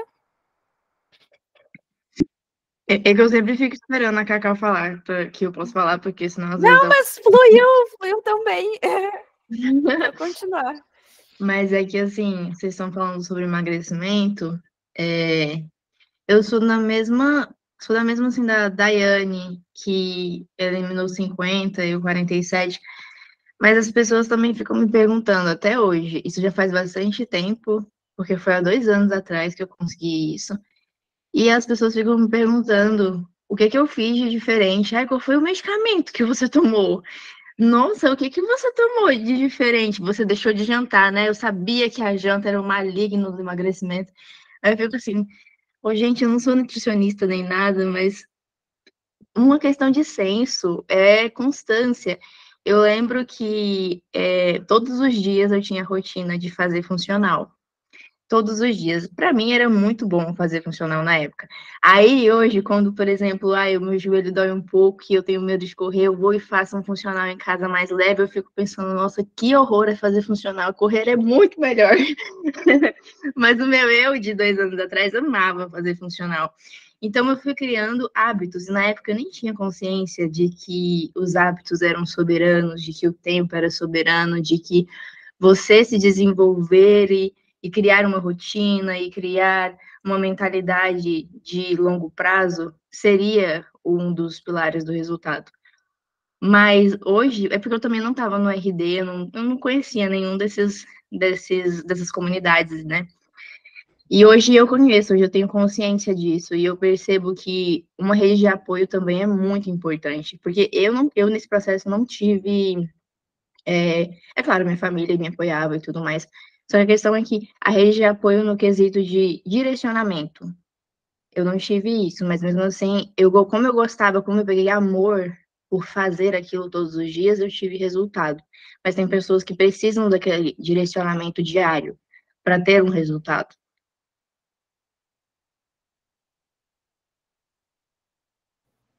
Precisam do feedback, né? Porque às vezes tu não tem o feedback, tu não engaja naquilo, assim. Porque, como a Ana falou, as Anas, uma das Anas falou que a gente acha que tem que ser sofrido. E muitas vezes a gente não sabe reconhecer a nossa conquista porque a gente acha que tem que sofrer, né? Então, por exemplo, agora eu fiz pela primeira vez acompanhamento com nutricionista. E para mim, seguir a dieta foi muito fácil. Ela me deu a dieta, eu fui no mercado, comprei os negócios e fui super disciplinada, assim. E a Dainá sempre me elogiava, né? E eu ficava constrangida e eu não queria falar para as pessoas que foi fácil, porque eu sei o quanto as pessoas têm difícil em engajar numa dieta, né? Só que eu fui olhar para trás, eu comecei reeducação alimentar em 2015. Porque foi logo que eu formei, o meu último ano de faculdade, eu vivia de cachorro-quente e lasanha congelada. E aí, para tentar amenizar, eu comprava aqueles legumes congelados também e comia com a lasanha para tentar amenizar, né? E aí eu disse assim, não, quando eu me formar, que eu vou ter um pouquinho mais de tempo que sair dessa correria do último semestre, eu vou começar a comer bem. E ali eu comecei a estudar sozinha, a colocar alimentos mais saudáveis, comecei a aprender a cozinhar, eu fazia cada gororoba no início, assim, né, tipo, tentando fazer um negócio gostoso, assim. Aí teve uma época que eu resolvi ser vegetariana, fiquei anos vegetariana, e depois voltei a comer carne, e aí depois voltei a comer processado, aí depois fiz dieta low carb, depois, sabe? E foi um processo tão longo, vai fazer 10 anos isso, né? E chegou um momento que eu acertei, e eu acostumei, né? Então, não é que foi fácil fazer dieta, foi um processo de 10 anos para eu conseguir pegar uma dieta de um profissional e fazer, sabe? 2 anos atrás, 3 anos atrás, eu tava com os triglicerídeos estourando, assim, que a minha médica disse, pelo amor de Deus, faz alguma coisa, sabe? E ontem eu postei um antes e depois, eu não tenho foto minha antes. Eu perdi bastante peso, assim, também. Mas eu não tenho fotos porque eu não tirava fotos na época. Eu tenho pouquíssimas, assim. Só que parece que foi do nada, né? Mas não foi do nada, foi um processo tão grande de eu começar com a alimentação, eu consegui mudar a alimentação, aí eu tentei vários esportes, não consegui, até eu conseguir engajar num esporte, até eu conseguir gostar da atividade física, isso virar um estilo de vida, foram anos, sabe? E aí o pessoal, eu não gosto até desse antes e depois, e eu acho que a Dai faz muito bem isso, de mostrar o antes e depois e mostrar o processo, porque parece que foi um milagre. E não foi. E quantas barreiras a gente tem que... Quantos pedacinhos da armadura a gente precisa tirar, né? Porque eu tinha vergonha de ir para academia, eu tinha vergonha de correr na rua, eu não queria que as pessoas me vissem fazendo aquilo, sabe? E o quanto a gente tem que sair da caixinha, né, e parar de tentar agradar os outros, porque eu sabia que os outros ficavam incomodados comigo, tendo esses hábitos, sabe? E isso me incomodava. E aí, para agradar os outros, a gente acaba se condicionando, né? Enfim. Vocês têm mais alguma coisa, pessoal? Eu tô passando o livro aqui e aí ele chega na parte que ele tem que matar o dragão do medo e da dúvida, né? Que o autoconhecimento pode matar o dragão do medo e da dúvida. E aí o Sam fala assim: como pode viver consigo se não tem a vontade e a ousadia para testar o seu autoconhecimento?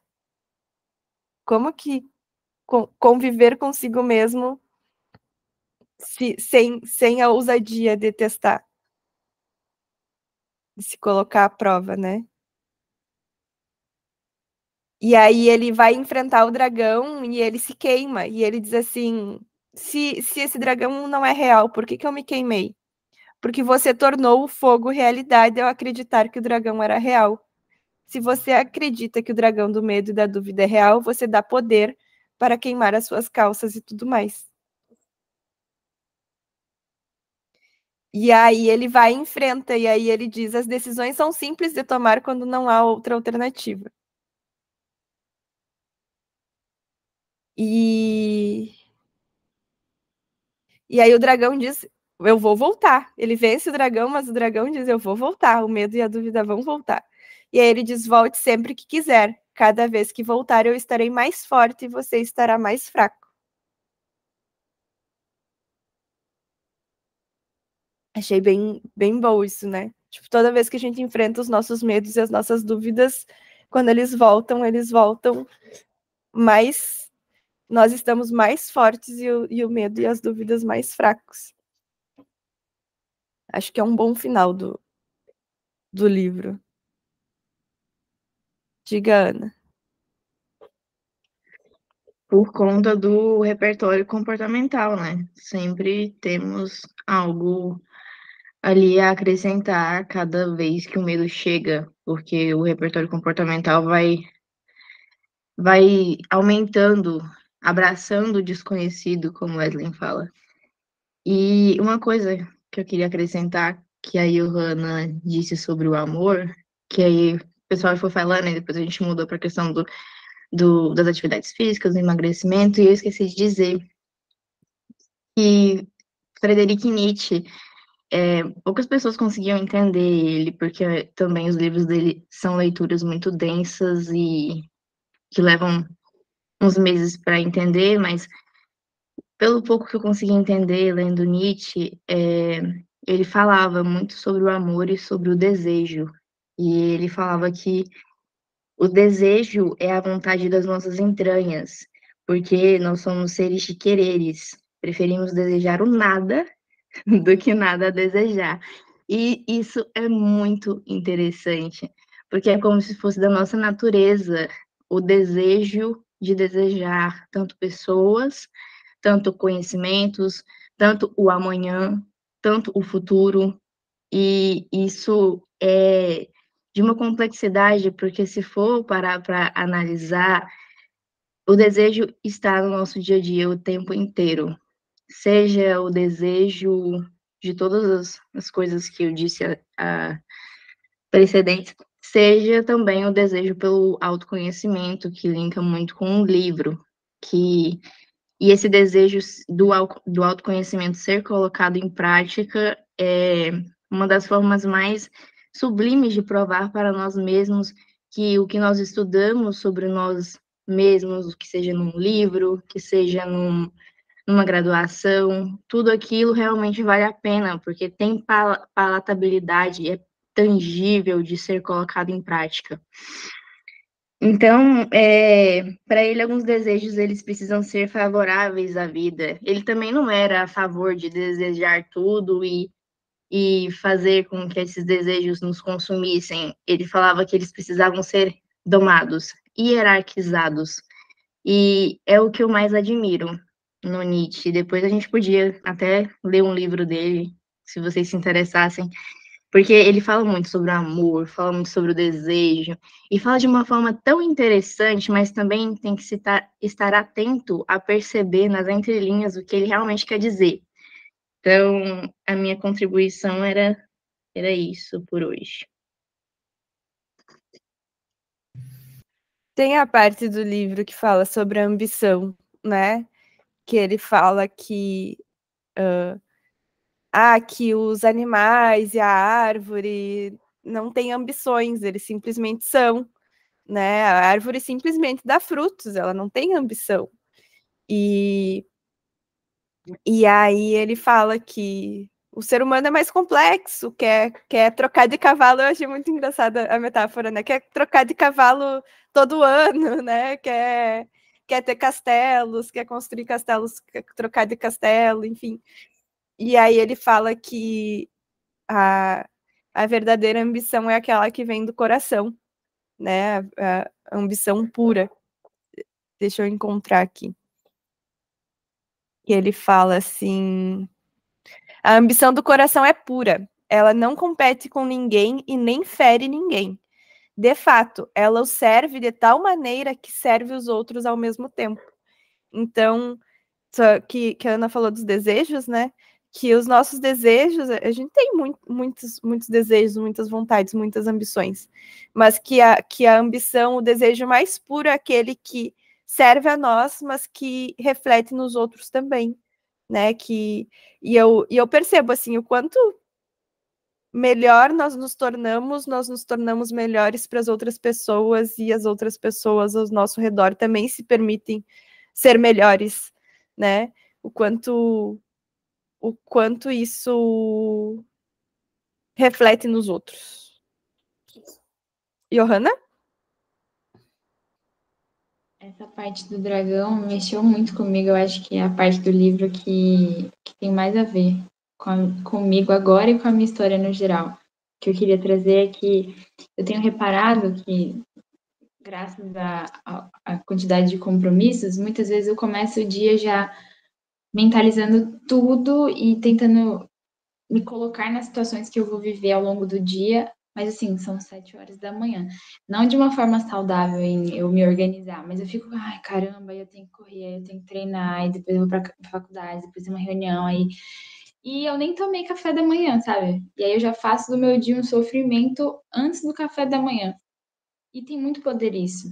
Só que eu vou vivendo o meu dia, eu vou percebendo que não é tudo isso. Não é um treino tão difícil assim. Na verdade, eu fico bem feliz. É uma reunião que foi leve. Enfim, aquela questão da perspectiva mesmo. E eu vi isso muito no dragão, de tipo, você criar o seu próprio sofrimento. E, na verdade, ele nem existe, né? E aí, o que eu queria trazer para embasar o que eu tô pensando é que existe uma pesquisa, ela é famosa, eu não lembro, ai, gente, eu devia ter visto isso. Não lembro de onde que ela é especificamente, mas ela é famosa, acho que o Fernando também já citou, que é aquela que tem a frase: uma mente divagante é uma mente infeliz, né? De quanto mais as pessoas, nós divagamos no nosso pensamento ao invés de estarmos presentes, mais infelizes nós somos. Eles fizeram uma pesquisa com uma galera e acompanharam elas por um tempo, e aí foram conversando com essas pessoas ao longo do dia, perguntando se elas estavam pensando no que elas estavam fazendo ou se a mente delas estava longe. A maioria das pessoas respondeu que a mente estava longe, e a maioria das pessoas também respondeu que por isso se sentia, não por isso, né, porque elas não fizeram esse raciocínio, mas que estavam se sentindo mal, basicamente. E aí eu fiquei, caramba, é isso que eu tô fazendo comigo, né? Eu tô criando, eu tenho um dragão enorme na minha própria cabeça, e são 7 da manhã, e eu já tô, sofrendo pelos quilômetros que eu nem corri, pelo trabalho que eu ainda nem fiz, sabe? E aí, quando eu vou viver de fato aquilo, na verdade fica muito bom, é bem legal, e eu termino o dia feliz. E eu sofri por absolutamente nada, sabe? Eu não me preparei. Eu só criei uma experiência que nem existe. Esse é o dragão para mim. E às vezes a gente cria esse dragão para fazer alguma coisa e fica procrastinando aquela coisa, procrastinando aquilo e sofrendo por antecipação, e quando tu vai lá e faz, olha, era só isso, era tão fácil, tão simples, por que eu sofri tanto, né? Essa antecipação. E essa divagação, ela tem a ver com muitas questões de saúde mental, né? Tipo, eu já vi alguma coisa sobre como se a gente tivesse um padrão neutro ali, que as pessoas, geralmente pessoas em depressão, assim, elas ficam muito mais naquele padrão neutro. Tem um nome, não é neutro, é outro nome. Rede de modo padrão. Rede de modo padrão, que é tipo um pensamento automático, né? Que só fica ali, é uma divagação mesmo, e que pessoas em depressão, em processos assim depressivos, tal, se mantêm muito mais nesse modo do que num modo ativo, né? Um modo presente, num modo que consiga viver o momento presente. Alguém quer falar mais alguma coisa, pessoal?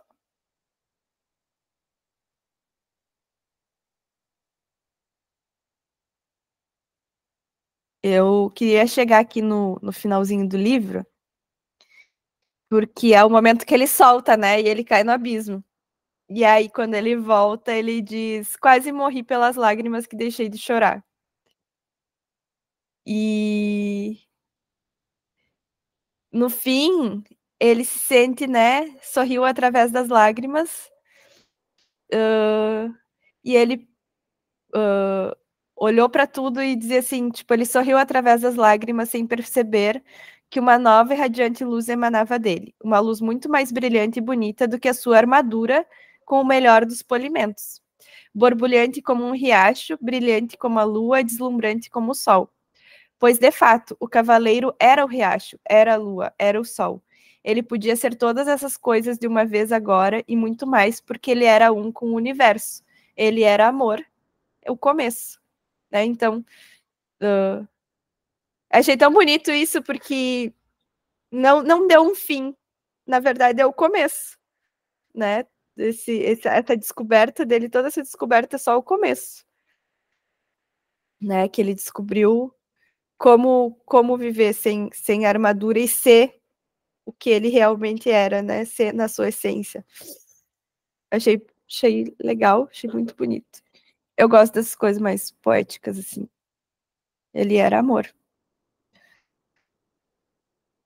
É isso aí. E aí, galera? Mais alguma coisa? Encerramos por aqui. Sempre rende, né? A gente começa assim meio lento, meio devagarinho. Mas sempre rende uma boa discussão.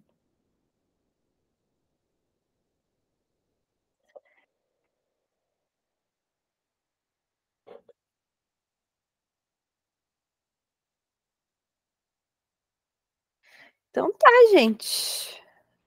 Acho que era isso, então. Muito obrigada pela presença de todos. Todas. Ah, não, o Gabriel ainda tá ali. Todos e todas. Né? Gostei muito de estar aqui com vocês. Eu não participei do outro, mas foi muito bom. Né? Sempre bom estar com vocês. E é isso. Até a próxima. Acho que vamos escolher um. Mas a Ana participa, participa ativamente. Não fala, mas participa ativamente. Vamos, então, quem sabe, escolher um próximo aí. Já dá para ir pensando nas possibilidades, né? Obrigada, Thaís. Obrigada, pessoal. Então, o próximo clube de estudos, então, a gente vai começar lembrando, né? Que a gente começa com o rápido e devagar. Isso aqui. Para começar, então, um livro mais técnico, que a gente combinou de fazer um clube de estudos com um livro mais técnico para o grupo de assinantes, e depois os clubes do livro abertos para a galera. Assim, eu acho que fica legal, né? Porque fica mais aberto, o pessoal consegue interagir mais, né? Participar. Às vezes a pessoa já leu o livro e esses livros técnicos, eles demoram um pouco para a gente conseguir ler, estudar. Diga, Rai. Eu queria saber quando é que começa. Eu tô bem perdida com as datas, que é muita coisa na minha cabeça. Se já começa essa segunda e o próximo sábado. E os capítulos. Vamos ver. Rai, Thaís. a gente ainda está decidindo com a Bárbara, ela vai soltar essa semana como é que vai ser a programação, tá? Mas ela vai largar as datas e vai colocar lá no Místicos o calendário bem certinho. Essa semana estamos acertando uns ajustes aí, mas ela já vai divulgar daí. Tá, então essa semana a gente ainda tem uma folguinha, isso, Thaís? Eu fui procurar aqui. Que, a princípio, sim. A Bárbara tá organizando ali como é que vai funcionar, né? Mas a princípio, acho que essa semana ainda nós vamos fazer mais uma folga até o pessoal se organizar. Mas a Bárbara já vai estar passando para vocês bem certinho as datas, os calendários. Porque até fica muito em cima essa segunda, né? Embora a introdução... Já vai ter um planejamento um pouco mais certinho desse livro. Não, porque a Thaís é super organizada, meu Deus do céu, ela mandou todo livro mapeado e cronometrado pra gente ler, e eu só divagando. Para ter um pouquinho mais de previsibilidade, né? Se for organizada, a culpa é da Thaís. Se for organizada, a culpa é da Thaís. Se desorganizar, a culpa é minha. Não, mas a gente tá planejando para que seja bem mais previsível, assim, até para o pessoal conseguir estudar, conseguir acompanhar, né? Com mais tempo, assim. Então, para dar tempo do pessoal pegar o livro, baixar o livro, rabiscar o livro. E é isso, galera. Muito obrigada pela presença de todos. Até o próximo, então. Tchau, tchau, gente. Bom final de semana. Tchau, bom final de semana.